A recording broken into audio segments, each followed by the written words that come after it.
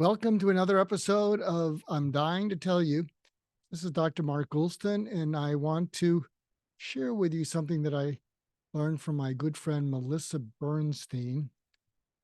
You may know her from her company that she formed with her husband Doug, Melissa and Doug, and they make some of the most sought after children's toys. And recently we were speaking, and she was saying that what's important in life, and she learned this from Viktor Frankl, is you want to be irreplaceable. She said, when you're replaceable, you're a commodity.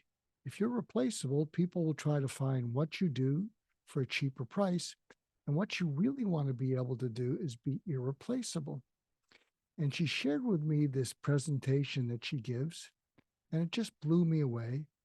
And she spoke about a recent talk at Harvard. I think it was Harvard Business School. And she said to the group who were assembled, and think about this as an attention grabber, she said, I created this presentation specifically and exclusively for you. And I've never given this talk before, and I'm never giving it again afterwards. Now, I have some notes that I'll use because in preparing this, I didn't want to shoot entirely from the hip. And so you'll have to excuse me if I refer to those. And I hope you'll be able to extract some value from what I say. And for those who would like something that's more polished, that I give all the time, you may be disappointed. And so she gave her talk, and it was exclusively and specifically prepared for all the people there. And she said at the end of it, several people started crying. And when she wanted to find out what it was that they were crying about, they said, you're free. What you did is free. And we're crying because we're about to go down a path in which we will never be free. We'll get a degree, we'll get a job, we'll be expected to do certain things, we'll hopefully be able to make a lot of money, we'll buy things, we'll buy a home, we'll raise a family, we'll have kids, we'll go on trips. Maybe we'll have a few pleasure possessions. Then we'll get older, we'll get sick, and we'll die. But we won't be free. And I wanted to share that with you because I think when you can come up with something that makes you irreplaceable, you can be a unicorn.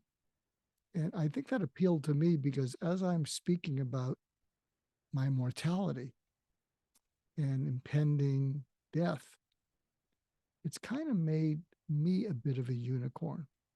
People seem to be fascinated by that. And I think what's irreplaceable is how I'm sharing with people that every day that I move along with this illness and my health is getting a little bit worse week by week, I'm mentally getting stronger. I'm mentally more at peace. I'm mentally more serene. And what's happening is that's irreplaceable. I've never had the world be more interested in me than it is now because of what I'm dealing with and how I'm dealing with it. So I hope you find that helpful. And what can you do about you, your life, what you do, how you do it, your passion or passions that would make you irreplaceable? Because that's a much better way to be than to be a commodity. So I hope you find that helpful because I certainly did. And thank you, Melissa.